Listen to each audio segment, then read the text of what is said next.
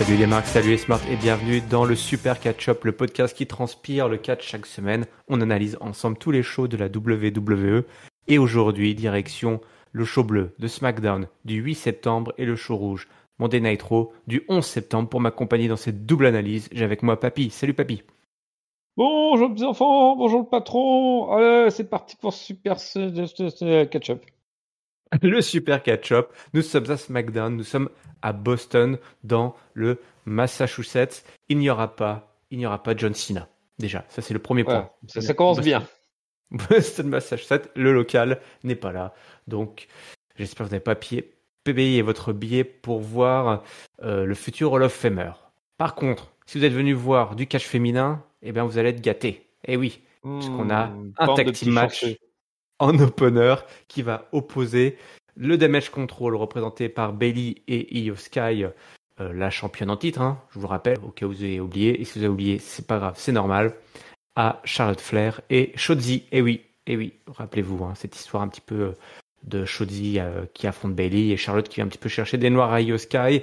Eh ben, on reprend les affaires dans ce match qui commence par une grosse brawl, hein, entre les quatre filles. Et puis ça s'agite et là jusqu'à l'apparition d'Asuka qui apparaît derrière Dakota Kai, alors que Dakota Kai était partie chercher les ceintures, je crois, aux abords du ring. Et Asuka était là, cachée derrière la barricade d'insécurité. Elle attendait, ça faisait 5 minutes qu'elle attendait.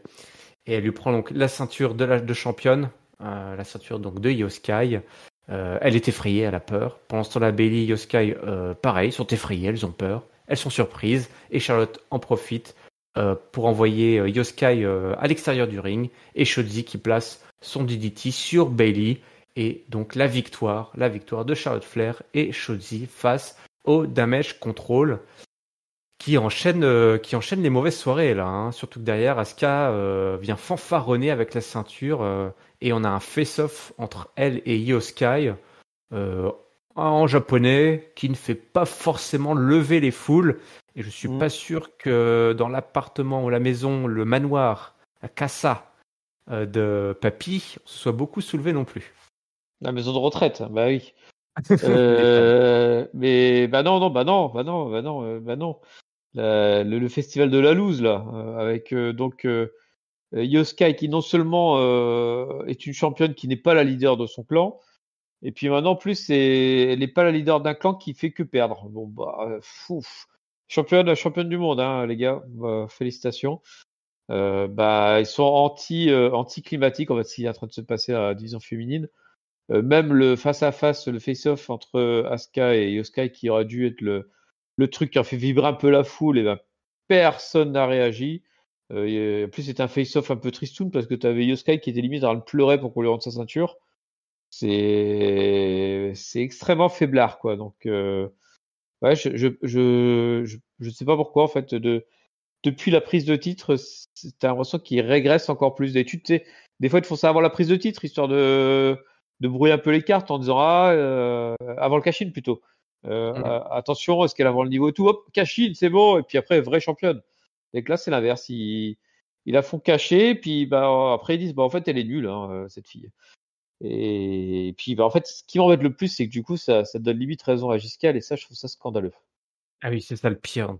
Au final, c'est ça le pire de devoir avouer à Giscal qu'il avait raison depuis le début. Je suis d'accord avec toi, là, tout est monté à l'envers et en plus, on a l'impression de régresser. Alors, on n'était pas arrivé très loin, hein. C'est dommage d'abandonner après avoir fait 10 mètres et de finalement dire non, on commence à s'emballer et c'est bien dommage tout ça. C'est bien dommage, pas très excitant. Il faut C'est l'avouer. dommage contrôle.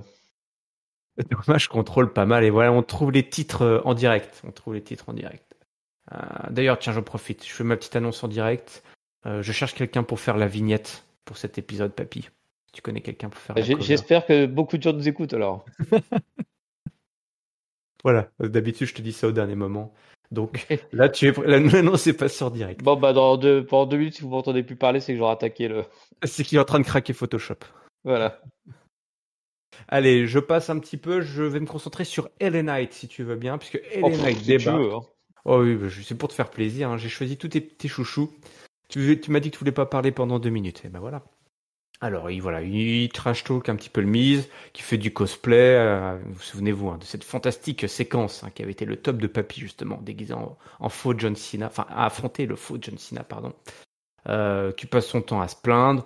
Les Knight dit, bah voilà, lui il a pas besoin de John Cena, même si je le respecte, voilà, pour faire taire un petit peu les rumeurs lancées par Giscal une fois de plus.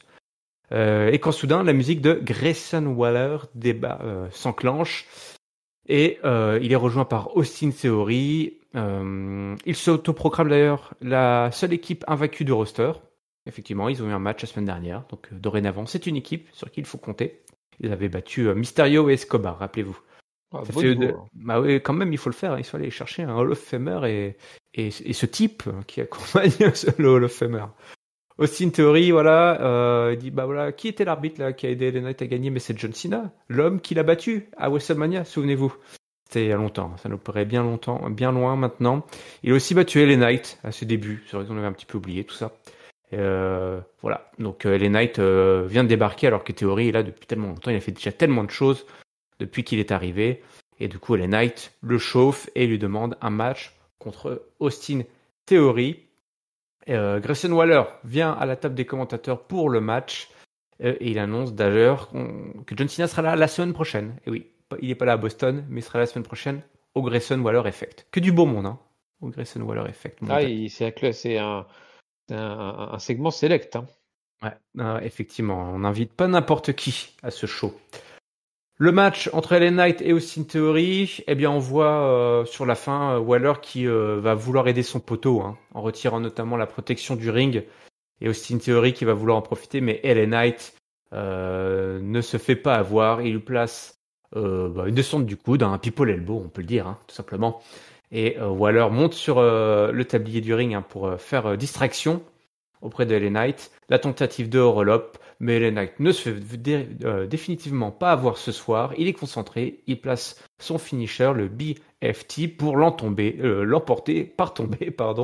1, 2, 3. Victoire de LA Knight. Juste derrière, mon papy, le Grayson, il va attaquer LA Knight, mais LA Knight, il se fait pas avoir. J'ai dit, il était concentré. Il n'a pas écouté Grayson Waller. Et donc Waller est obligé de battre en retraite. On a un petit peu plus tard, Papy, une petite séquence avec Adam Pearce qui discutait avec Polo et Elena qui débarque. C'est intéressant d'ailleurs. Il faut savoir qu'il va un match contre le Miz, un autre match clean cette fois-ci, sans arbitre spécial. D'accord? Il y en a marre de ces retraités qui viennent arbitrer et foutre le bordel. Il dit d'accord, à SmackDown justement, comme il y a le Grayson Waller, tant qu'à faire, on fait un petit package. Et là, on a Polo qui se présente à Elena, il dit bonjour, je m'appelle pas Henri, mais Paul Heyman. Je suis un grand fan. Mais la prochaine fois, il faudra toquer avant d'entrer. Est-ce que j'ai trouvé...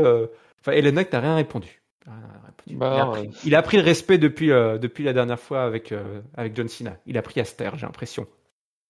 Là, c'est ça, il s'est dit, tiens, cette fois-ci, l'autre jour, je me suis fait engueuler quand j'ai voulu être original.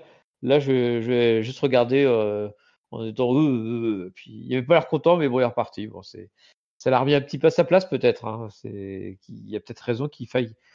Il faut qu'il toque avant d'entrer, les Knights. Et pour l'instant, il toque sur la low card, puisque Austin Theory et Grayson Waller, c'est à la fois rafraîchissant d'avoir ces deux petits jeunes-là qui... On voit l'écran, mais d'autre côté, ils sont vraiment présentés comme faiblards, je trouve. Ça me rappelle le Miz et Morrison, mais à leur début. Donc très très très loin. Peut-être meilleur en termes de in-ring quand même, parce que Miz, au ses débuts, c'était très compliqué. Mais c'est vraiment les grandes gueules jeunes et puis qui pour l'instant ont du mal à... Que de temps en temps, tu vas faire croiser un main eventer histoire de les voir se faire massacrer. Mais qui pour autant ont un peu de mal décoller. C'est étonnant pour Theory qui jusque-là avait quand même eu plutôt un bon push. Et je trouve que depuis un an là, c'est vraiment bien retombé et ça redevient comment dire, pourrait dire ça, calme. C'est calme avec Theory quoi. Il fait pas lever les foules le Austin. Non. Moi qui lui imaginais des plans plus grands, justement, en laissant tomber cette ceinture US, en allant chercher peut-être notre ami Seth Rollins, toi, en disant, voilà, c'est l'échelon supérieur, quoi. Là, effectivement, là, il est mis en salle d'attente, quoi, dans l'antichambre. Dans l'antichambre du main event, qui est la division tag team, quoi, parce que ça m'étonnerait pas qu'ils fassent quelques piges pendant plusieurs semaines en tag team, les deux là. Hein. Pas Bah, impossible. Hein. ouais, voilà, je pense que ça sera un nouveau truc, mais du coup, ça sera un peu inquiétant. Mm. Ils ont encore énormément enfin, ils sont tous les deux jeunes, donc ils ont énormément d'années devant eux, et c'est pas parce même s'ils passent 2 ans en tag team, ce sera pas la mort. Mais bon, c'est vrai que le théorie, on s'était vraiment imaginé que ça serait le futur main eventer, mais main eventer version jeune, quoi, pas le mec qui arrive au bout de 20 ans au Ouais. mérite, quoi. Donc bon, à voir. En tout cas, pour l'instant, les voilà coincés, si on peut dire, dans une rivalité avec LA Knight. On retrouvera donc tout ce beau monde la semaine prochaine. Je vais dans la division tag team, je reste dans la division tag team même carrément, hein, puisque j'ai dit qu'il faut assumer, hein, j'ai dit que c'est la division tag team, donc j'assume. On a eu Vas-y. des séquences avec le Judgment Day, hein, qui est toujours partout à la fois le Judgment Day. Ils font leur entrée, car ce soir ils auront d'ailleurs un match un petit peu plus tard.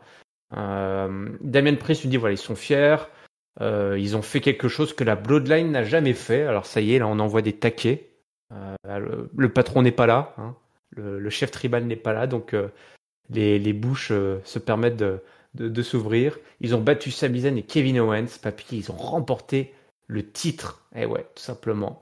Dominique Mysterio, Domino, bon, se fait encore huer par la foule. Voilà, il y a du débat sur est-ce que les potards sont tournés à gauche et à droite pendant qu'ils parlent.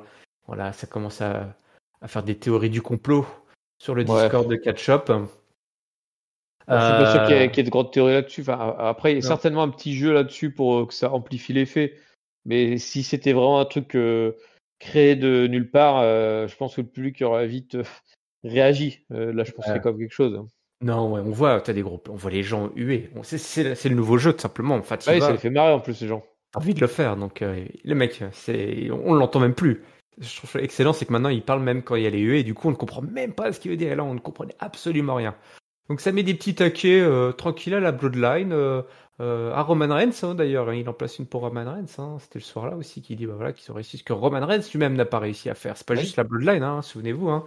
Match avec Roman Reigns et solo contre les Canadiens. Ouais, il avait pas réussi à remporter le titre. Et puis Vlatipa que Bubutch et Ridge Holland débarquent, donc les Brawling Brutes.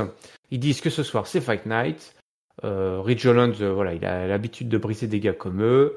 Par contre, faut s'inquiéter de Butch. Lui, Butch, c'est un foufou. On a un petit face-off entre les deux et Butch qui éclate les doigts de Finn Balor. Hein. Ou lui a remis dans le bon sens, je ne sais pas. Et on a donc notre match Brawling Brutes versus Judgment Day. Non, c'est pas Jumanji, hein, c'est autre chose. Jumanji. Ah là, ce serait pas mal ça. Un gimmick. Oh bah, il y a eu un truc qui ressemblait presque à ça à NXT. Ouais. Ah, un mec avec Ouais. des dés? Non. Un truc à ambiance tropicale, Jumanji. Jumanji, la version où ils sont dans la jungle, hein, pas la version dans la D'accord. ville. Voilà. Enfin bref, je m'égare, je m'emballe, puisque ce qui était important dans ce match, c'est qu'il y avait les Pretty Deadly qui étaient de retour pour regarder la rencontre. Ils étaient, voilà, un des deux, j'ai oublié leur nom, hein, mais parce qu'ils avaient des noms totalement génériques, qui est celui qui est dans sa chaise roulante, mais qui est toujours dans Machin sa et chaise roulante. bidule, voilà. Machin et bidule, qui regardait la rencontre, et à la fin donc du match, on a le South of Heaven de Damian Priest sur les deux, sur Ridge Holland et sur Butch. Le tag qui est fait avec Finn Balor, qui en profite pour placer son coup de grâce sur Ridge Holland pour le tomber, et donc la victoire tout simplement du Judgment Day. Ce qui est intéressant derrière, mon papy, c'est la musique de Bobby Lashley. Et ouais, et les Street Profits qui débarquent et tout simplement qui viennent défier le Judgment Day pour les ceintures, sûrement, et le contrôle du show. Parce que maintenant, tout le monde euh, s'autoprogramme, proclame, pardon, patron du show.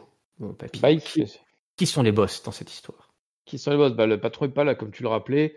Donc, du coup, et c'est vrai que de toute façon, c'est un sentiment qu'on aura sur ce SmackDown et qu'on a depuis derrière SmackDown, c'est que ça manque d'un patron en ce moment.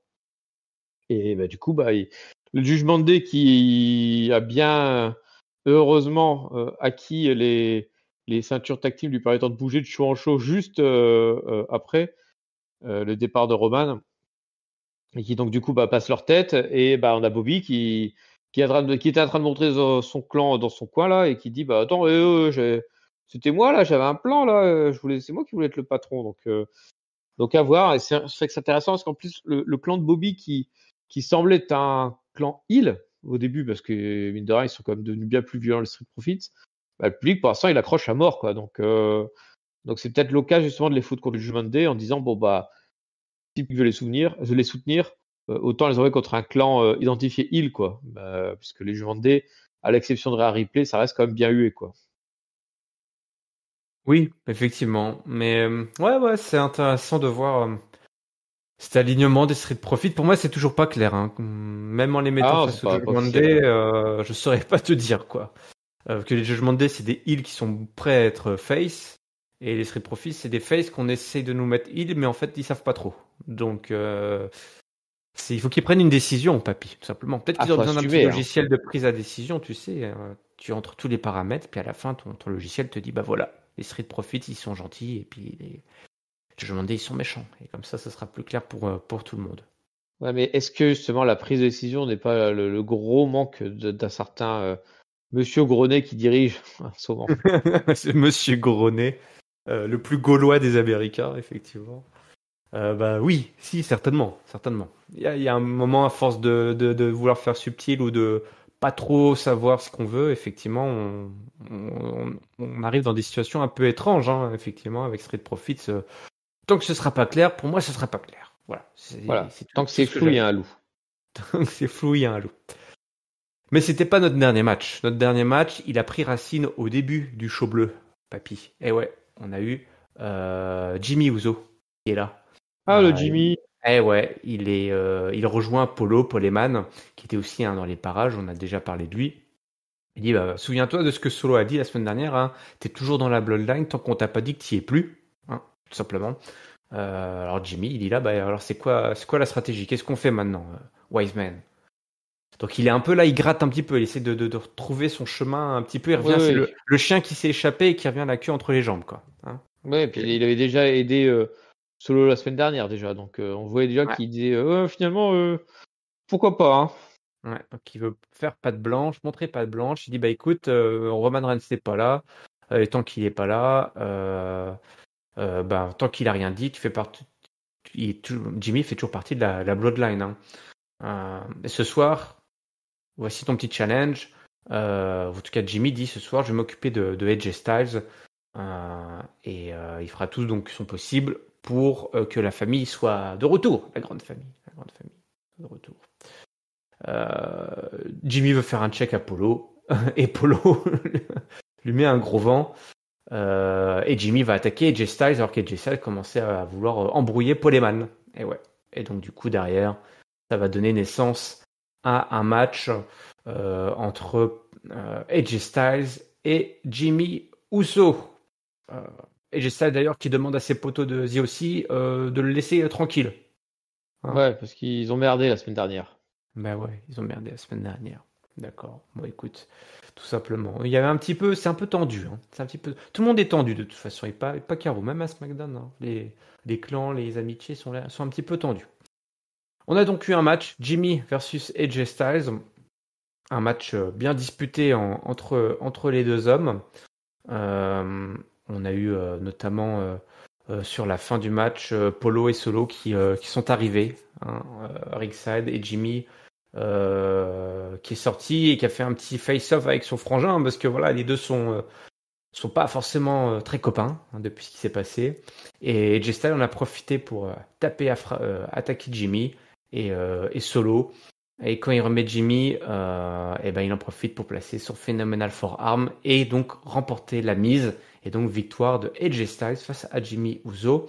Juste après, il s'en va alors que Solo Sikoa va attaquer AJ Styles. Mais c'est Finn Balor qui vient le cueillir et Damian Priest qui ramène donc le chef de clan de ZOC sur le ring en offrande à la Bloodline et Solo Sikoa qui place donc son gros pouce samoan sur AJ Styles et c'est ainsi que se termine le show. Jimmy, le chemin est long. Le chemin est long. Mais c'est le chemin de la rédemption, mais une rédemption qui va aller jusqu'où pour mon papy? beaucoup de portes ont l'air ouvertes aussi En pour tout cas, Jimmy. oui, ça a rouvert des portes et on en reparlera tout à l'heure avec son frangin qui est parti du côté rose. Ils n'ont pas du tout la même trajectoire entre un Jay qui est parti pour directement tutoyer les étoiles et un Jimmy qui est un peu le frangin loser, quoi, Mm. qui est resté puis qui essaie de s'accrocher à Bloodline en mode je t'aime moi non plus.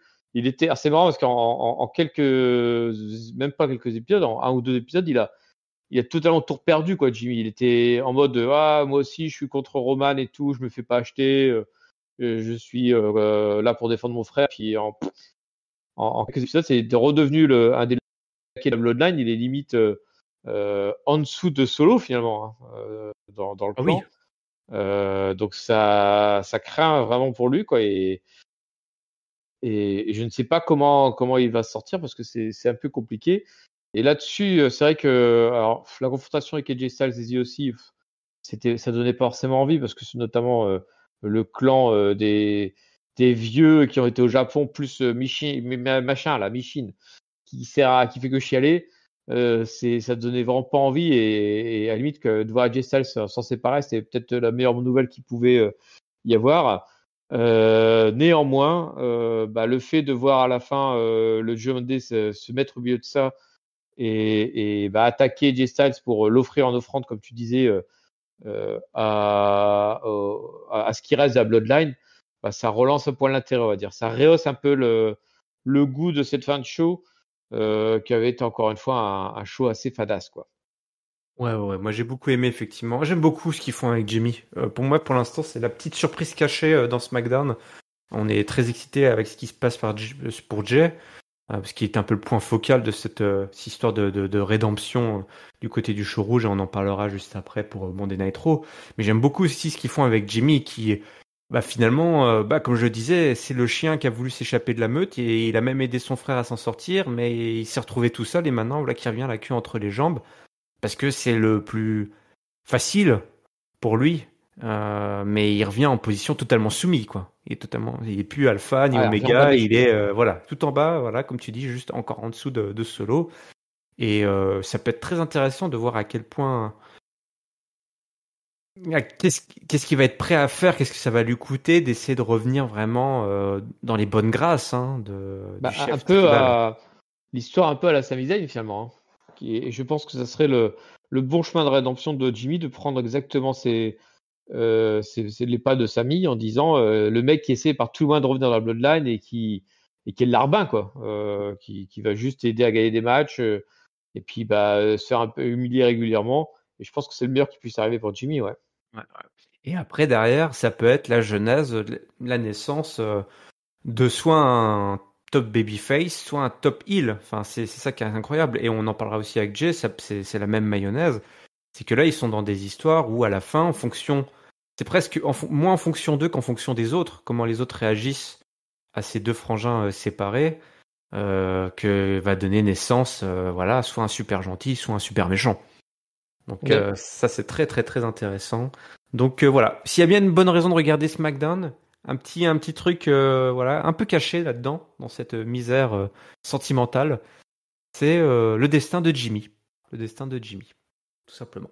Eh ben, on va parler du destin de ce show, mon papy. C'est l'heure du mot de la fin. Est-ce que tu veux bien nous partager ton top? Ça va être dur, je sais, mais tu peux y arriver. Ton flop, ça, je sais que tu vas y arriver. Et ta note, s'il te plaît. Bah ouais, mais en fait, non, tu te trompes, mon cher Irem, c'est parce qu'en fait, c'est plus facile de trouver le top parce qu'il n'y en a pas beaucoup que de trouver le flop où il y a trop de choix.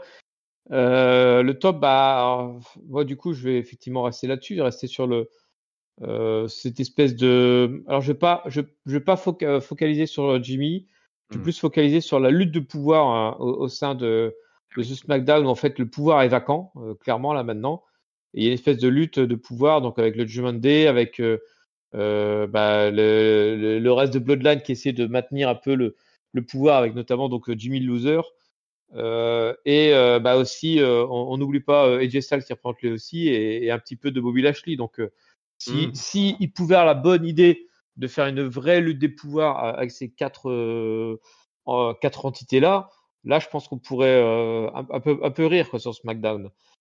En revanche, En revanche, si on continue à nous bassiner avec cette médiocrité de division féminine ou de LA Knight et tout compagnie là, ça va faire moins bien. Donc du coup, le flop, je vais le donner aux filles parce que par principe en fait, je vais le donner aux filles parce que l'image en fait Asuka versus Io et du coup je leur donnais à L2 en termes de représentation des filles, qui ne fait pas lever les foules alors qu'il y a quelques mois à peine, les deux qui s'insultent en japonais, c'était ah super et tout, génial, on va voir du. Là, il y a vraiment la feud qui veut faire, qui fait bruisser les internets, qui fait bouillir le public. Mais non, mais là tout le monde s'en fout quoi. Et voilà. Et moi aussi. Et ma note. Je vais remonter au-dessus de la moyenne, juste sur cette histoire de lutte des clans, mais allez, je vais rester comme à 2,5. Je vais comme pas m'enflammer parce que il y a T'attends vraiment de voir. un gros fond de moyennasse là qui traîne pour le reste du show. En tout cas, s'il y a une direction à prendre, c'est celle-là. C'est Ah bah cette on histoire espère en tout cas. de lutte de pouvoir. Effectivement, si tu regardes cet épisode comme une petite graine qui vient d'être plantée en nous pour, pour le futur de SmackDown, ça peut laisser espérer des jours meilleurs. Mais je suis d'accord avec toi, c'était quand même bien moyenasse. Peu d'ambition en fait. Il y a peu d'ambition. À part cette histoire de fond qui a l'air de vouloir se mettre en place, mais ailleurs, pour toutes les choses qui devraient déjà être rodées, notamment la division féminine autour du titre qui est mis complètement au second plan. Moi, c'est ce que je vais mettre mon flop aussi sur la division féminine. Je suis d'accord avec toi. Je pense que je vais avoir le même flop que toi là-dessus. Ce face-off. Mais plus généralement, de toute façon, ce programme à SmackDown, la division féminine, est très, très, très décevant, si on peut être encore déçu. Et en top, moi, je vais le mettre à Jimmy. Je vais le mettre à Jimmy, qui effectivement, au milieu de cette histoire de lutte de pouvoir, l'histoire de rédemption de Jimmy, qui a l'air d'être quelque chose de très intéressant à suivre, et un 2,5 me paraît un bon choix, une bonne note. Voilà, c'est moyen, voilà, mais il y a un petit peu d'espoir. Mais bon, on veut pas s'emballer tant qu'on n'a rien vu, on n'a rien vu. Voilà, Jimmy est en train de construire sa légende, on y croit. On pourra venir dans 5 ans, voilà, on pourra dire, souvenez-vous à Catch-Up, on l'avait vu, on l'avait senti, c'était le début. Nous sommes à Raw, nous sommes le 11 septembre 2023, voilà, une date terrible, terrible pour les États-Unis.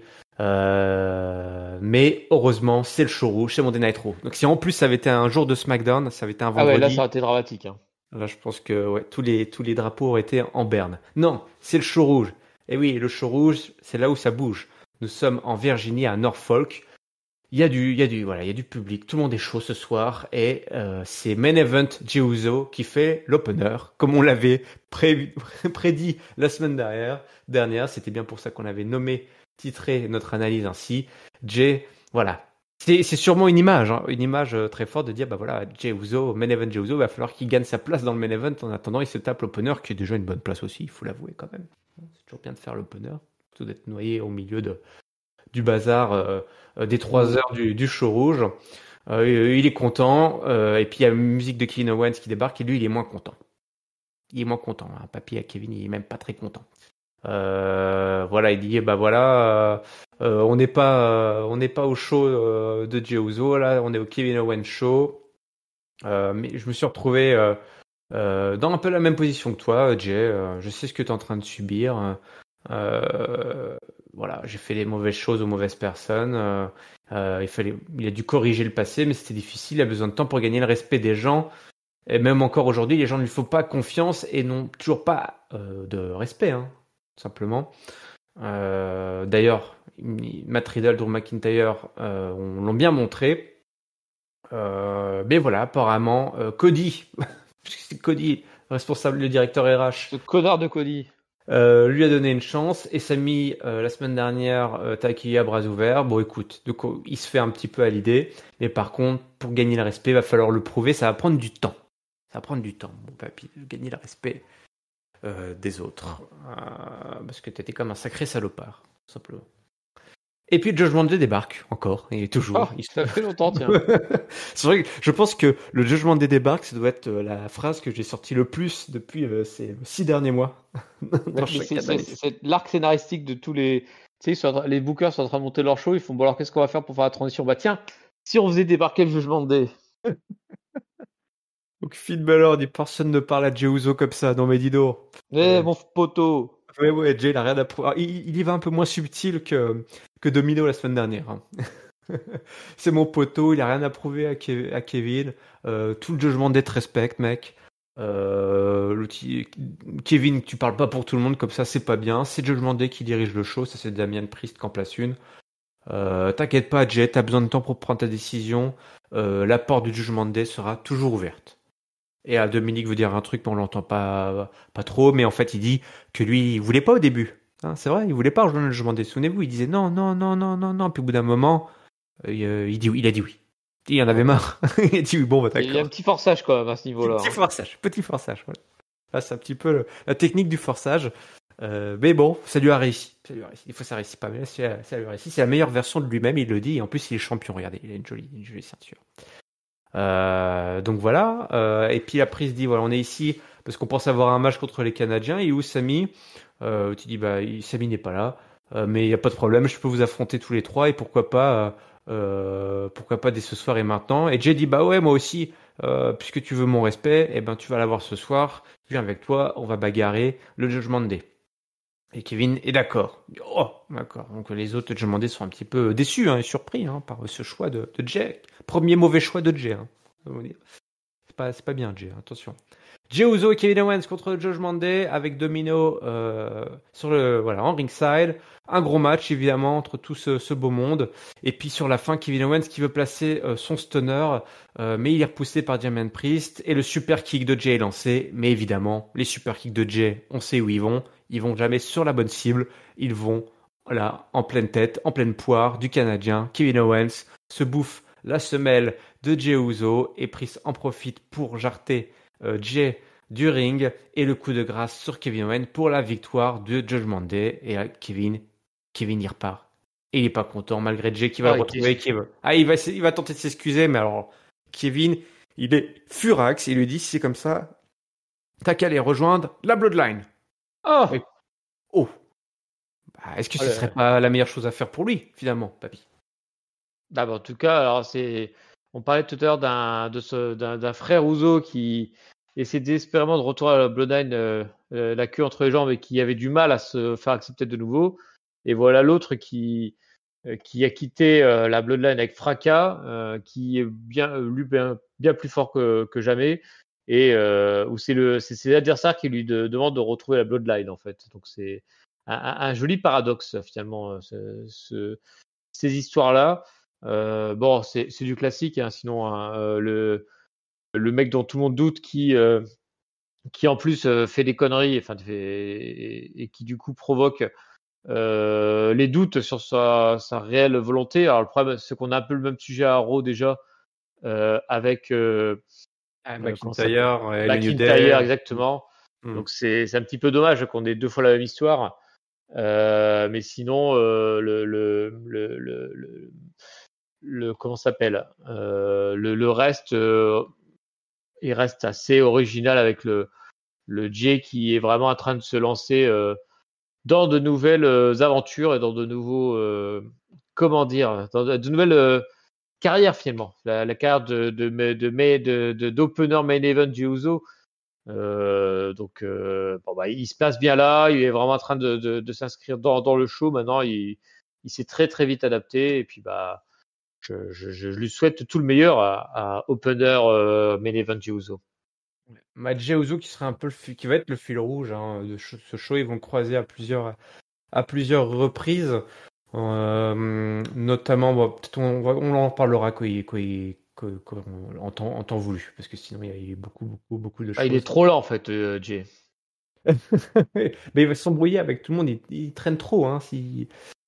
Il irrite un petit peu tout le monde. Allez, tu sais quoi, je veux parler de lui tout de suite en fait. Je vais balancer toutes les séquences Mais fais ce qu'il a que eues. t'as envie, mec. Ouais, je fais ce que je veux. En fait, bah, j'avais envie de parler de Cody Rhodes. Je sais qu'il aime bien Cody Rhodes. Ah non, Cody bah non, Rhodes, fais pas ce que un tu petit veux. peu. Cody Rhodes, il prend le micro et puis il lui dit, bah voilà, qu'il veut parler de Jey Uso. Toi, lui aussi, il veut pas. Tout le monde veut parler de Jey Uso. Tout le monde veut parler de Jey Uso. Mais il n'a pas le temps vraiment de dire grand chose, qu'il est interrompu par le jugement Day qui débarque. Ah bah tiens, Le débarque. Il débarque, il débarque. C'est représenté cette fois-ci par Dominic Mysterio et JD McDonough. Eh oui, c'est pas les mêmes. C'est pas les mêmes. Donc JD qui vient quand même, voilà, avec son pote Domino. Donc JD qui est voilà, une espèce d'extension de Judgment Day. Je ne sais pas à partir de quand on pourra considérer qu'il fait vraiment partie intégrante de ce clan. Il a laissé. Il y a, c'est exactement. Il dit bah voilà, moi je vais te dire de quoi on veut parler parce que Cody Rhodes, il sait jamais, il vient prendre le micro avec son micro, mais il sait jamais de quoi il veut parler. Il nous demande toujours son avis, notre avis. C'est n'importe quoi, c'est n'importe quoi. Il va dire bah merci Cody d'avoir ramené Jey Uso. Jey va nous rejoindre le Judgment Day. T'auras l'air bien idiot, bien bête dans cette histoire. Tu pourras rien y faire. Alors que Cody il attaque Dominic et JD il intervient et Cody arrive à repousser donc McDonough, JD en dehors du ring et le cutter qui est placé sur Dominic. JD revient et il se bouffe un crossroads et Dominic se relève et il se bouffe un crossroads aussi. Donc comme ça, l'affaire est entendue, les deux peuvent repartir gentiment et gaiement. Quelque chose à dire sur cette séquence en particulier avant que je déroule sur les autres séquences de Jay? Non, bah non, si ce n'est qu'on est sur du classique Cody Rhodes, micro, costard. Là, il est un peu catché, mais en micro, en costard avec son micro. Donc, Les gens commencent à s'inquiéter sur l'état physique de Cody. bah ouais, mais c'est. Je sais pas ce qui serait le plus inquiétant, finalement, c'est de se dire est-ce qu'il est blessé ou est-ce que comment dire, c'est juste la volonté de ne pas faire catcher Cody Rhodes. Alors que bon, je pense pas qu'il est suffisamment montré pour comment dire, pour arrêter déjà sa carrière de catcheur, quoi. Je sais pas. Je suis toujours étonné par ces Ah choix-là. ouais, on lui donne un traitement de superstar qui se contente de se montrer et de parler sans avoir même à se salir les mains, quoi, effectivement. Voilà, à part deux, trois petites crossroads placées pour faire fuir les saligots, mais sinon, c'est vrai que il part et il revient en costard, Cody Rhodes en ce moment. Par contre, Jey Uso, donc il traîne toujours, il va croiser Drew McIntyre qui ressort d'un match qu'il a eu. Alors Drew McIntyre, il est un match face à qui? Face à Xavier Woods justement. Juste avant, on en reparlera. Ils sont chauffés, ouais. Ouais, ils sont chauffés avec Jey Uso là. Il a dit, écoute, mon histoire elle est pas terminée, tiens, avec toi. Donc j'ai pas confiance en toi. L'autre il dit ouais, ok, c'est cool, pas de problème.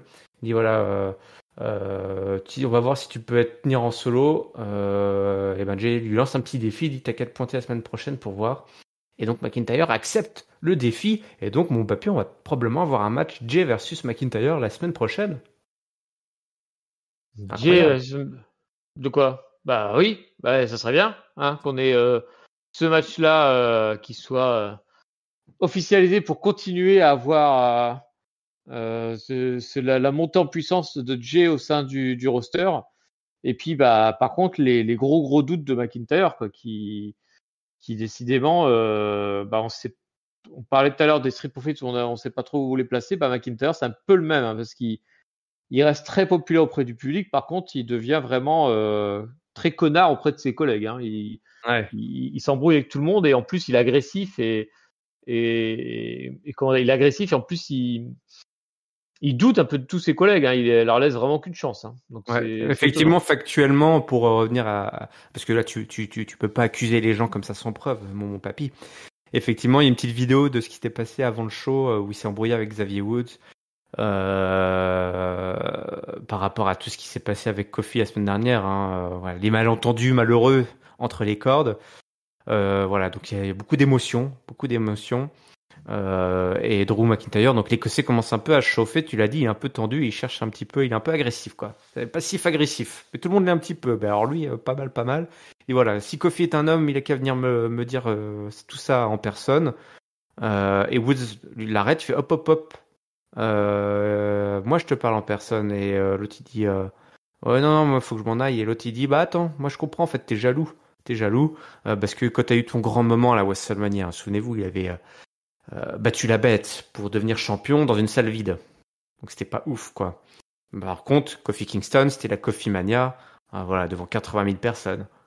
Donc c'est pour ça qu'il Il est pas sympa non plus ce Wood. non, personne n'est très sympa finalement dans le show rouge. Et McIntyre dit j'aimerais pas te blesser. Mais t'as un match ce soir et on sait jamais, un accident est si vite arrivé. Et donc ils ont eu un match Xavier Woods contre Drew McIntyre. Et notamment à la fin, on a eu Xavier Woods qui a fait un running kick sur McIntyre, mais euh, les deux, enfin ils se sont retrouvés dans les cordes et McIntyre l'a bloqué, il lui a passé un Claymore kick. Et donc la petite victoire de Drew McIntyre. Voilà, une bonne victoire, mais derrière il était effectivement tout tendu et tout nerveux et tout agressif. Ouais, voilà, j'avais un petit peu mélangé l'ordre de mes idées, mais c'est ça. C'est le Drew, il est à la fois toujours puissant, toujours soutenu par le public. Hein. Dès qu'il balance sa clé morte, t'as le public qui reprend avec lui, mais pour autant, il est vraiment, il est tendu. Il est tordu, il est tordu. Comme les cordes des rings de la WWE. Bon, on retourne dans le temps. Hein. Je vous fais beaucoup voyager, mais c'est pour le bien de cette analyse. On a eu du Miz versus Tozawa. Super, hein, génial. Donc un Skull Crushing Finale, 1, 2, 3, voilà, la victoire du Miz. D'ailleurs, il en a placé 3, hein, je crois, des Skull Crushing Finale. Donc Oui. Tozawa, il a eu un traitement de main eventer, là, quand même, pour le Miz. Enfin, pour Tozawa face au Miz. On a retrouvé le Miz un petit peu plus tard. Ah oui, ça m'étonnerait qu'il soit venu juste faire ça. Bah non, juste ça, il a juste fait ça. Je fais ça, oui. Ouais, d'accord, ok. Je le mise, hein. Il est au somme. Oui, oui, il est au somme. Ça suffit à lui-même. En coulisses, Raquel Rodriguez veut parler de son match, puisque ce soir ce sera d'ailleurs le main event. Il dit ouais, avec Rhea Ripley, c'est peut-être la femme la plus dangereuse, la plus dominante, mais moi j'ai pas peur de Rhea Ripley. La femme la plus forte ou pas. On verra bien laquelle on a le plus envie ce soir. J'ai trouvé qu'elle était très bien, Raquel Rodriguez, dans cette promo avec Byron Sexton. Elle lâche enfin les chevaux, elle est naturelle, elle joue sur ses forces, qui est qu'elle est grande et qu'elle est balèze et qu'elle a envie de tout casser. Elle n'est pas perdue avec des histoires de tag team avec une pleureuse là à chouiner. Donc, Non, on ne parle pas d'elle. Hein. Non, je voulais pas parler d'elle. Désolé. Mais j'ai trouvé ça très bien. Non, mais Raquel, elle est plutôt en forme. Ça restera déjà son plutôt point positif. Ouais, on reparlera d'elle, hein, parce que ce sera le main event. On reste dans la division féminine avec Shayna Baszler. Elle dit ouais, Zoe Stark m'a impressionné. C'est une bonne fille. Chelsea Green débarque. Elle dit voilà, ma partenaire, donc Piper Niven est toujours sur la touche. Hein, elle est malade. Elle a une gastro. Et ça, les gastro, ça peut durer longtemps. Ça peut durer au moins une semaine. Donc c'est long.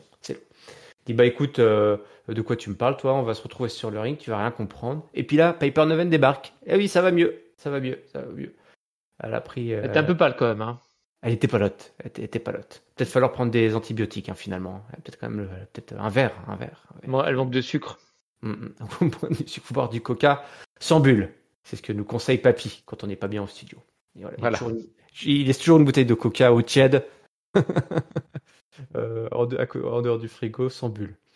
Et du coup, donc derrière tout ça, ça va se retrouver avec un match Chelsea Green versus Shayna Baszler. Voilà, c'est un match sans problème pour Shayna Baszler qui va disposer facilement de Chelsea Green malgré les tentatives de distraction de Piper Niven. Et derrière, on a Piper Niven et Baszler qui se mettent sur la tronche et Zoe Stark qui vient en aide. Et donc, mon papy, on y va à cette tag team Baszler-Zoe Stark. Oui, on y va, complètement. Est-ce que c'est une bonne ou une mauvaise nouvelle? Les deux à la fois. Les deux à la fois, parce qu'en fait, je vais. Alors, il y a le verre à moitié plein, à moitié vide. Si on est à moitié vide, on va se dire, c'est comme dommage Shayna et donc et Zoé qui avait des gros passages solo, des grosses victoires, enfin des moments importants solo ces derniers temps, qui se retrouveraient dans la division féminine qui est comme la plus faible division, enfin la division tag team féminine qui est comme le fond du fait tout, quoi, parce que déjà les divisions féminines c'est pas balèze, mais alors la tag team c'est une horreur. Mais d'un autre côté, Shayna, c'est quand même la record woman des titres, je crois, actuellement de tag team, et qui du coup, si elle allait chercher les ceintures, elle pourrait devenir seule détentrice de ce record. Et puis Zoé, mine de rien, si on se remet un petit peu dans le contexte, les anciens NXT, ça a plutôt tendance à s'écraser dans le main roster ces derniers temps, puisque on ne voit plus Apollo Crews, on ne voit plus Cameron Grimes, on ne voit plus les deux naines là, ni les deux sorcières. Il y a les Pretty Deadly là qui sont à moitié morts. Il y a JD McDonough qui s'en sort un peu, et puis Grayson Waller côté SmackDown. Mais sinon, c'est vrai que ça a peu de mal à décoller. Donc du coup, Zoé qui reste sortir une rivalité avec Becky Lynch, même si elle était partie avec Trish Stratus, mais bon, c'est comme Zoé qui portait l'aspect catch. Pour derrière aller dans un segment tag team avec Shayna qui est un peu une des références dans cette division. Je trouve que ça peut être la partie verre à moitié plein. Et je vais être franc avec toi, vu ce qu'on s'est tapé à SmackDown niveau filles, je vais choisir la partie pleine de ce verre. L'optimisme, évidemment. Tu as tout à fait raison. Il faut voir le verre à moitié plein, je pense, dans cette histoire. Et puis elles vont être parfaites. Elles ont le profil parfait pour aller chercher des noises à Chelsea Green et Piper Niven. Ça peut donner des étincelles ces matchs. C'est leur confrontation. Donc, puis curieux de voir ça. Mais comme tu l'as dit, il faut prendre ce qu'on te donne, surtout quand tu viens d'NXT. Il faut au moins si on te donne quelque chose, il faut en profiter. Ce soir, c'est la célébration de Gunther et donc de son règne historique. Il a battu le record du règne le plus long pour le championnat intercontinental. Il arrive, les pyros, les colonnes. Voilà, tout est fait pour célébrer simple mais quand même grandiose. C'est la célébration. Le ring général a réécrit l'histoire. Ça représente beaucoup pour lui. Il doit donc saluer les légendes qui ont été championnes avant lui. Toutes ces légendes qui ont élevé le championnat. En fait, aucune. Hein, s'il devait vraiment en remercier, ce serait pas vrai. Et puis, il n'y a pas de compète ici. C'est tous des gros nazes. Tous des gros nazes. Il n'y a personne pour venir le chercher. Peut-être que je vais me faire une feud avec moi-même. Tout simplement. Et là, on entend le chouchouche de Chad Gable qui vient et qui en a pas fini. Qui n'a pas fini. Ils ont eu cette grosse baston qu'ils ont eu là pour le titre, mais c'est pas passé. Là, le voir Gunther célébrer, il est rentré dans l'histoire, bravo, hein, il reconnaît que Gunther était le plus fort. Mais ce qui lui a surtout fait mal au cœur, qui lui a brisé le cœur à Gable, c'est les larmes de sa fille aux abords du ring. C'est pas les défaites, c'est pas les coups, c'est pas les claques, c'est pas les atébis. Non, c'est les larmes de sa fille, et ça, c'est des larmes causées par Gunther, qui était allé provoquer en plus sa famille, qui était venue le voir assister à ce match si important pour lui. Mais bon, tu ne comprendras jamais ce sentiment qu'il y a à Gunther, et donc je t'ai battu une fois, je compte te rebattre une dernière fois. Allez, il nous ressort un peu la promo qu'il avait fait un peu en off, qu'on avait pu voir sur le .com, je crois, sur les réseaux sociaux. Il dit grosso modo, il jure devant Dieu qu'il va remporter ce titre pour ça, et qu'il va la dédier à sa fille pour qu'il lui redonne enfin le sourire, et que quoi qu'il arrive, il trouvera un moyen de faire tomber Gunther. Ça a tombé les pinceaux dans sa provo, quoi. Mais il a rebouclé 2 ou 3 fois sur sa fille. Elle va pas pleurer parce que elle va pas pleurer. Hein. Ouais, d'accord. Oui, c'est ça. Oui, t'as raison. Oui, il a fait un truc comme ça qui était il s'est un petit peu embrouillé. La première fois qu'il a fait était mieux, mais bon, tant pis. Écoute, Gunther, lui, il n'était pas convaincu. Lui aussi, il a remarqué qu'il commençait à s'embrouiller. Il dit, écoute, tu utilisais ta famille là pour avoir l'attention. Qu'est-ce que c'est que ça? T'es un gros naze comme père. T'es vraiment un gros nul. Et Gable attaque Gunther. Kaiser et Vinci sont là, et Otis vient pour débarquer. C'est la grosse bagarre. Et voilà, Q-Tipa sort. Tu parlais d'un mec d'NXT, Thomas Ciampa. Oh non. Oui, oui. Il vient avec une chaise. Et derrière, donc Imperium qui est obligé de prendre la fuite. Et tout ça va donc devoir se régler en match, mon papy. Oui, parce qu'à faire l'Académie et Ciampa maintenant ont un ennemi commun, tout simplement. Gunther et sa clique de nazillons. Ouais, je t'avouerai que j'ai été doublement surpris, agréablement surpris quand j'ai vu que le brave Chad n'était pas encore totalement écarté de cette histoire de intercontinental. Parce que je pensais vraiment que, vu la célébration de Gunther, qui était vraiment en grande pompe, je me suis dit, le mec qui va l'interrompre, ça sera un bel adversaire, quoi. Et de voir Gable débarquer à ce moment-là, je me suis dit, ah, ça c'est sympa, parce que Gable, justement, je trouve qu'il a été un challenger très valeureux. Je t'avouerai que je n'ai pas eu la même sensation quand Ciampa est arrivé ensuite, où là je me suis dit, oh non, pas Ciampa, s'il vous plaît. Moi, en plus, je l'aime bien à la base Ciampa, mais les mecs qui sont comme ça, qui sont totalement foncés à l'au-card, j'ai beaucoup de mal à les voir d'un coup réapparaître comme des mecs crédibles en fait. Et Ciampa, je pense qu'il a rien fait là, il a juste battu le gros Bronson Reed la semaine dernière, on ne sait même pas pourquoi. Bah si, c'était juste pour le replacer, pour peut-être être un mec qui sera dans la même discussion que Gunther. Moi, j'y crois absolument pas. Attends de voir la suite, mais bon, la suite va arriver assez tôt et j'ai peur que ça aille dans mon sens. Et oui, bah oui, souviens-toi, il avait été dans le bureau d'Adam Pierce la semaine dernière. Donc Adam Pierce lui a Bah, dit, ouais, il lui a dit saisis ta chance. Et bah voilà, il a saisi sa chance. Hein. Il écoute les directives de son manager, tout simplement. Et donc on a eu ce match à 3 contre 3. Bon, bah, un gros match, hein, évidemment. Imperium d'un côté, l'Alpha Academy et Ciampa de l'autre. Ça, c'est quand même du beau monde. On a des énormes German souplesses, notamment de la part de Gable sur Vinci. Gunther qui vient briser le compte, qui place sa powerbomb, mais Ciampa qui vient s'en mêler. Le running knee sur Gunther, qui est obligé de sortir. Ciampa donc se fait un petit peu martyriser par Kaiser, mais Otis débarque, hop, il l'envoie au tapis. Le gros coup de botte de Gunther sur Otis qui est allongé là, pour de bon. Le roll-up est tenté sur Gable, mais Gable ne se fait pas avoir. Le ankle lock est placé sur Vinci. La soumission qui est derrière. Mais Ciampa qui... Non, c'est la soumission. Gunther essaie d'intervenir.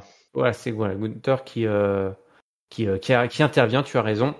Et Ciampa qui le place en soumission en headlock.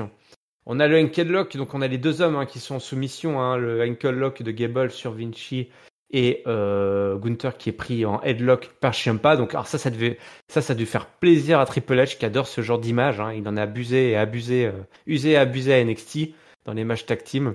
Et à la fin, Vinci est obligé de taper, d'abandonner sous le regard de son maître, de son maître autrichien Gunther. Victoire de Gable, Otis et Ciampa. Et le pire qui puisse arriver, évidemment pour Papy, c'est que Tommaso Ciampa ait un title shot. Tout simplement. Bah, je pense parce que l'histoire du match quand même, c'est que tous les grosses offenses sur Gunther, elles viennent de Ciampa en fait. Et oui. Il lui met le coup de genou, il le maintient bloqué en soumission pendant que Gable s'occupe des sous-fifres. Et vraiment, je pense que l'histoire qu'elle nous a racontée, c'est que Ciampa va être un adversaire pour Gunther. Et ça me rappelle un peu une rivalité qui avait eu lieu à NXT entre les deux, avec un match qui m'avait passablement énervé parce que le finish était tout moisi, puisque ça se finissait avec un Anatomy from Out of Nowhere de Gunther qui avait donné la victoire. Oui. Les heures sombres. Les heures sombres de Gunther. C'est à l'époque où il était encore un peu gros et qui s'est pas catché. Bon, bah là, depuis, il a un peu pris les bases du catch. Et les bases du catch, c'est pas de gagner avec Anatomy. Et c'est pas l'affronter de Ciampa. Donc, bon, bah, je verrai la suite. Mais je suis pas du tout enjoué par ce segment. Bon, j'espère que tu as été plutôt diverti par ce qui s'est passé ensuite. Toi qui aimes les Japonais, en voici un autre, Nakamura, qui est toujours après Seth Rollins. Hein. Donc on a une petite vidéo, Nakamura qui s'exprime par petite vidéo. Voilà, il fait des petits clips maintenant. Et c'est tant mieux. Il parle en japonais. Et il trouve les mots. Il dit voilà que Seth Rollins n'a pas d'honneur. Il n'a fait que des trahisons pour arriver là où il est. Il n'a fait que trahir. Donc on a même des images du Shield, qu'il avait rejoint. Comment s'appelait cette faction de corporate? The Authority. The Authority. Voilà, il n'a fait que manipuler, mentir. Donc c'est la honte. Il va donc montrer tout ça au monde, qui est le vrai Seth Rollins. Seth Rollins débarque. Bienvenue à tous. C'est vrai, je suis un gros manipulateur. C'est vrai, je suis un gros menteur. Attends, on dirait Bernard Tapie. Il peut penser à Bernard Tapie. Écoutez. Peut-être. Et toutes les choses que Nakamura a dites sont vraies. Mais c'est aussi un père, un combattant. Il y a beaucoup de pères ce soir, Monday Night Raw. Les papas sont là. Et puis il est le champion du monde, tout simplement. Au début, il essayait d'être ce que les autres voulaient qu'il soit, et finalement, il est devenu celui qu'il est vraiment, Seth freaking Rollins. Et c'est pour ça que tout le monde chante sa chanson. Il n'est ni un good guy ni un bad guy. Hein. Ça vous rappelle quelque chose, ça? Il est The Guy, il est Seth freaking Rollins. Mais bon, les gens sont pas venus l'entendre parler. On pourrait se demander si c'est vrai. Et ils sont venus le voir se battre. Allez, Nakamura, viens t'y pars. Nakamura, mais Nakamura veut pas l'affronter ce soir. Il veut l'affronter quand il veut, tout simplement. Il veut le championnat, pas de problème. Mais c'est lui qui va choisir. Et en plus, au moment où il annonce ça, il venait d'attaquer Ricochet en coulisses. Un Ricochet. Ah, le cochon. Les Ricochets, le cochon s'est fait attaquer en coulisses. Et Nakamura dit, bah voilà, je te prendrai ton titre, mon petit menteur. Mais pas ce petit scarabée menteur, manipulateur. Mais pas ce soir. Et donc, bah, c'est la grosse frustration. C'est la grosse frustration. Mais vous inquiétez pas, si vous aimez Nakamura, il sera lundi prochain à Raw pour affronter Ricochet. Ouais, c'est un match original en plus. On l'a pas vu 15 fois déjà ce match-là. Mais bon. Deux hommes qui se connaissent effectivement déjà très bien, mon papy. Bah, c'est ce que c'est très bien qu'on connaît trop bien aussi. Bon, c'est pas cette partie qui va le plus en jouer. Je t'avouerai, moi j'étais un peu hypé. Moi, alors, je vais dire que c'était ce que j'aurais voulu voir. Et si Seth Rollins pour moi avait vraiment été malin, je pense qu'il aurait dû lancer un Open Challenge en fait. Je pensais vraiment qu'il allait faire ça. Quand il a commencé à mettre sa ceinture par terre, je me suis dit, bah tiens, il va lancer un Open Challenge. Oui. Ça va obliger Nakamura à sortir du bois en fait. Et puis après, tu pouvais se faire devancer par je sais pas qui, même par Ricochet d'ailleurs, hein, qui aurait pu dire bah tiens, moi ça m'intéresse. Enfin bref, j'aurais écrit différemment ce truc-là, plutôt que de dire Seth Rollins qui met sa ceinture par terre et puis qu'ensuite là tu dis non, et puis d'accord, bon bah ok, pas de souci. Bon, c'est pas super. Alors la partie Nakamura en fait, tant qu'il est en segment vidéo, ça va finalement, parce qu'ils arrivent à lui mettre un petit air un peu mystérieux là. Attention. Qu'est-ce qu'il veut vraiment nous dire, Nakamura, vu qu'on comprend rien. Et par contre, dès que ça déroule un peu, bah voilà, il va se coller avec un mec comme Ricochet. Il prend des risques, Nakamura, en fait. Hein. C'est à un moment, à chaque fois que tu te dis, tiens, on va lui laisser une chance pour l'aimer à deux.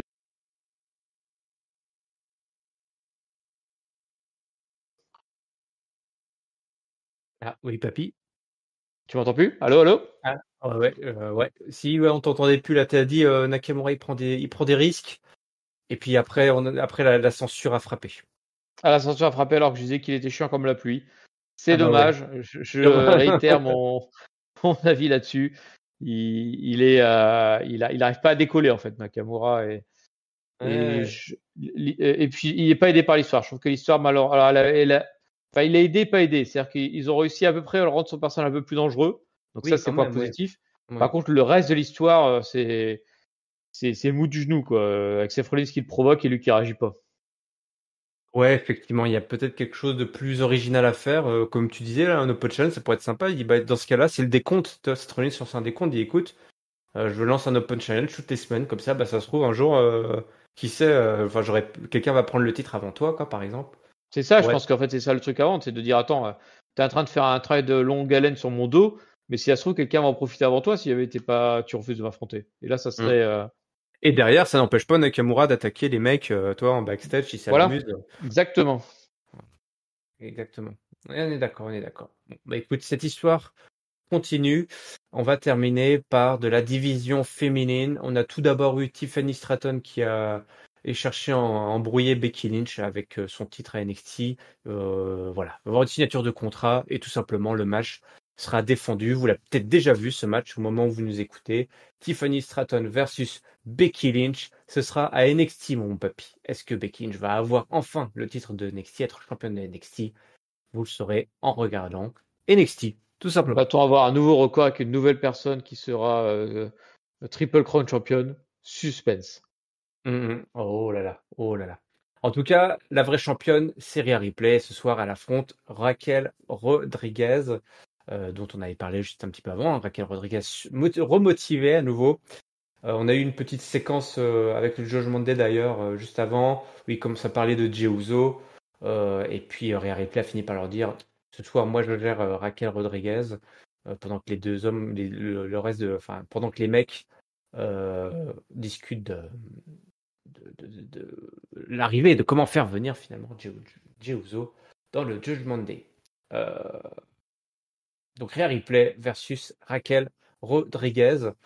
Un bon combat, c'est proche de ce qui s'est passé la dernière fois, probablement un peu plus court, et tant mieux, entre les deux filles. Et surtout, la grosse powerbomb là, de Rodriguez sur Rhea Ripley sur le tablier du ring. Elle est complètement cassée, Rhea Ripley, et voilà pas que débarque, sortie de nulle part, Nia Jax. Eh ouais, What? Nia Jax, eh oui, un gros quoi retentit dans l'arène, qui fait un Samoan drop sur Raquel Rodriguez. Ripley en profite pour attaquer Rodriguez, le passer son Riptide, et c'est le compte de 3. Mais papy, ça se termine pas là, puisque derrière, les deux femmes se confrontent et Nia Jax attaque Rhea Ripley. Et oui, elle lui fait un gros coup de boule. Comme voilà, Rhea Ripley aussi fait des coups de boule. Voilà, c'est le gros coup de boule de Nia Jax. La descente de la cuisse, souvenez-vous, hein, ce beau leg drop de Nia Jax qui en a fait frémir plus d'un. Et puis le gros splash derrière, où elle s'assied tout simplement sur son opposant en sautant. Le bing boom badaboom soin soin. Et le show se termine donc. Nous sommes en 2023, en septembre. Et et Monday Night Raw se termine sur Nia Jax qui célèbre son attaque sur la championne. Le défi est donc lancé. Le défi est carrément lancé.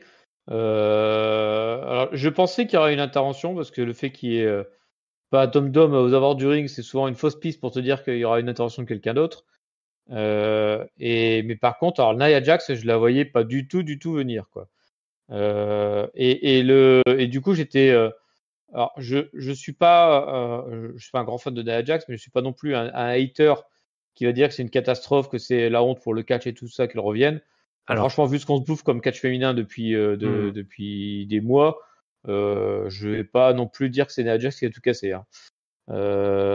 Ça pourrait pas être pire que ce qu'on se chope à SmackDown en ce moment. Et par contre, j'étais interloqué sur la suite en fait, en me disant, bah attends, Nia Jax, elle va être quoi? Elle va être est-ce qu'elle revient pour Raw déjà? J'étais pas certain de ça. Parce qu'en plus, on venait de voir le SmackDown là, où on vient de le raconter, où il y avait une espèce de petite connivence entre le Judgment Day et la Bloodline. Et je me disais, bah tiens, ça aurait pu être un signe de Bloodline de dire, bah nous aussi, on va recruter quelqu'un, puis elle va filer un coup de main au Judgment Day. Et par contre, après, chacun chez soi et les chèvres seront bien gardées. Et ben non, Nia Jax, la grosse chèvre, a décidé d'attaquer la grande chèvre Rhea Ripley. Alors j'exagère en disant grosse chèvre parce que j'ai trouvé plutôt en meilleure forme qu'elle ne l'a été, Nia Jax. Donc bah, si ça peut être aussi en lien avec sa mobilité, ça serait vraiment quelque chose qui serait intéressant parce que c'est vrai elle avait des limites physiques. Si elle est un poil léger, un peu renforcée musculairement, ça peut être pas mal parce que du coup, ça sera un physique qu'on n'a vraiment pas du tout dans le roster féminin, quelqu'un qui a un physique aussi massif. Et si elle est mobile, enfin, il n'y a pas Piper Niven, mais elle est vraiment tellement loin dans la carte que je la compte pas. Mais du coup, Nia Jax, si elle arrive à être mobile, ça pourrait être intéressant. Bah ouais, effectivement, je suis un peu comme toi. Je peux entrevoir un scénario intéressant où on envoie Nia Jax dans les pattes de Rhea Ripley avec pourquoi pas un title shot et puis une grosse perte de Rhea Ripley, toi, face à Nia Jax qui n'a que qui a pas beaucoup de rivalité, de compétition hein, dans cette division. On l'a suffisamment souligné. Un peu, ouais, un peu étonné par l'alignement, mais c'est Nia Jax qui est intéressée par le titre, tout simplement. Et donc elle a dégommé les deux qui étaient sur son chemin, donc la contender et puis bah la championne. Et maintenant l'histoire est réglée. On attend, le contrat est prêt, hein, le contrat est prêt déjà. Il est prêt à être signé sur le bureau, dans le bureau d'Adam Pearce, qui a dit oui tout de suite, hein, que la Nia Jax débarque. Main event Nia. Main event Nia Jax, effectivement. Effectivement, ouais, est-ce qu'on peut considérer que la Bloodline a fait l'opener et le main event? Ou est-ce qu'on peut considérer que Nia Jax a réussi là où Uso a échoué?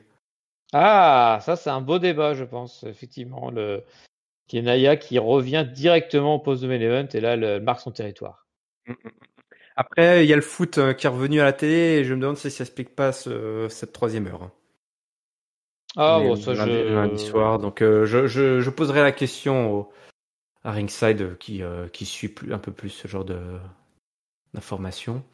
Mais effectivement, c'était donc comme ça que s'est terminé ce show rouge avec le retour d'un fantôme, Nia Jax, est de retour à la WWE après son petit passage au Rumble. Hein. Vous souvenez-vous, elle était fait un petit coucou au Rumble et ça n'avait rien donné derrière. On pensait qu'elle en avait fini avec le catch. Finalement, un beau chèque.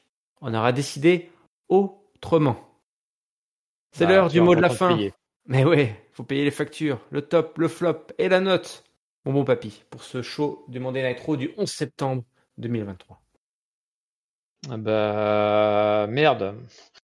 Qu'est-ce qu'on va pouvoir donner comme alors le flop, on va le donner à Ciampa, voilà, ça c'est facile. Oh, oui. Il m'a énervé là, à exister en fait, il m'a énervé.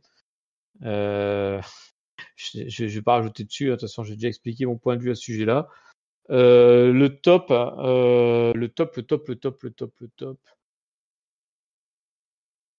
Alors le top, on a eu Imperium qui était là, on a eu Drew McIntyre chercher les embrouilles avec Xavier Woods, on a eu de la tactique. Ouais.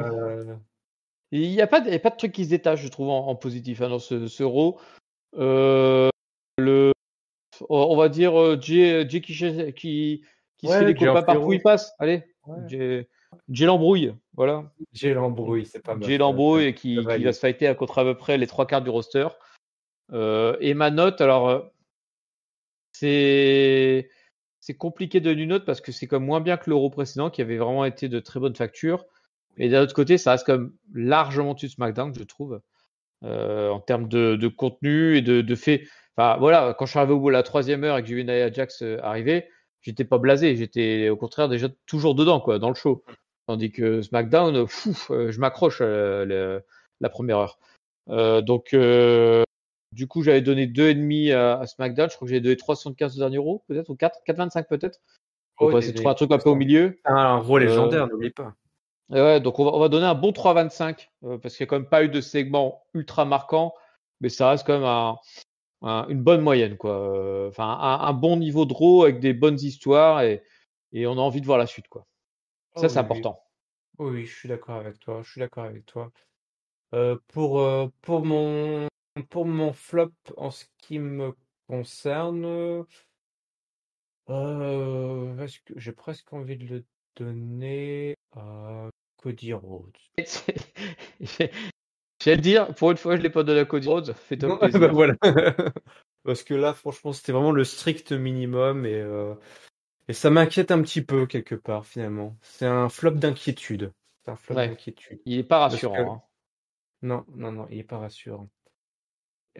Et puis mon top, je vais le donner au Judgment Day. Voilà, de la même manière que on a eu le fil rouge de Jey Uso, j'ai bien aimé la contrepartie de Judgment Day qui fait du gringue, de la drague là auprès de Jey Uso de façon plus ou moins subtile. Et je trouve que Judgment Day, ils ont toujours quelque chose à faire ou à dire. Chaque show rouge, ils sont indispensables en fait. Ils sont indispensables. Comme on se moquait d'eux en disant et voilà que débarque le Judgment Day, mais ça veut tout dire. C'est la petite sauce qui rehausse le plat, le plat qui nous est servi. Hein. S'il y a pas et selon les épisodes, on a plus ou moins besoin de sauce en fait. Exactement. Ma note, je vais être un peu plus haut que toi, mais effectivement, on est loin de l'épisode légendaire qu'on a eu la semaine dernière. C'est de la continuité, mais voilà, sans folie. Du coup, je vais aller sur un 3,75. Un 3,75 pour cet épisode de Monday Night Raw qui retombe un petit peu par rapport à la semaine dernière, mais avec quelques petites surprises malgré tout. Et puis on est quand même sur quelques bonnes bases. Il y a juste quelques petites choses à régler pour pouvoir repartir dans le bon sens vers l'excellence, tout simplement. C'est ça qu'on vise à chaque fois à la WWE. Très bien, et c'est l'heure de se quitter. Je vous rappelle que Catch Up, c'est votre podcast qui analyse toutes les semaines les shows de la WWE, Raw, SmackDown, tout y passe. Pour ne manquer aucun épisode, il suffit de vous abonner et en plus c'est gratuit sur toutes les bonnes plateformes de podcast et également sur YouTube. Réseaux sociaux, Twitter, Facebook, Instagram, Catch Up CDC. Le lien vers le Discord est dans notre description. Je te remercie, papy, mon tag team partner là. Il fallait le faire, hein, il fallait le faire. Les forces vives du studio Catch-Up sont tombées entre ceux qui partent à l'autre bout du monde, ceux qui chopent la gastro et ceux qui sont pris par des responsabilités professionnelles. Tu te rends compte, des gens qui ont des responsabilités au travail. Oh là là là là là là. Non, qui travaillent pour le grand patron, le grand système. Voilà, tout ça pour. Mais qui en même temps donnent du plaisir au peuple français. Hein, donc on apprécie leur sacrifice. Oui, oui, bien sûr. On apprécie. Merci patron. Merci patron. Voilà, on apprécie les patrons. On apprécie les patrons. Mais merci à toi, d'ailleurs, patron. D'ailleurs, j'en profite, hein, vu que c'est vrai qu'on a été là-dedans. J'avais ta lettre de licenciement prête à être signée là. J'ai eu une petite absence là. Du coup, de quoi on parlait déjà. Mais oui, bah merci patron de nous avoir permis, de m'avoir permis de m'exprimer sur ce. Bon, je sais pas, merde, voilà. De m'avoir autorisé à prendre la parole. Voilà, merci de me laisser parler dans ce monde qui est là pour nous brimer. Et puis zut, et voilà, vive la France, vive la République. La France et vive la République et vive la WWE. Allez, on se donne rendez-vous très bientôt et d'ici là, on vous souhaite évidemment à tous et à tous une bonne semaine pleine de catch. Salut. Salut à tous.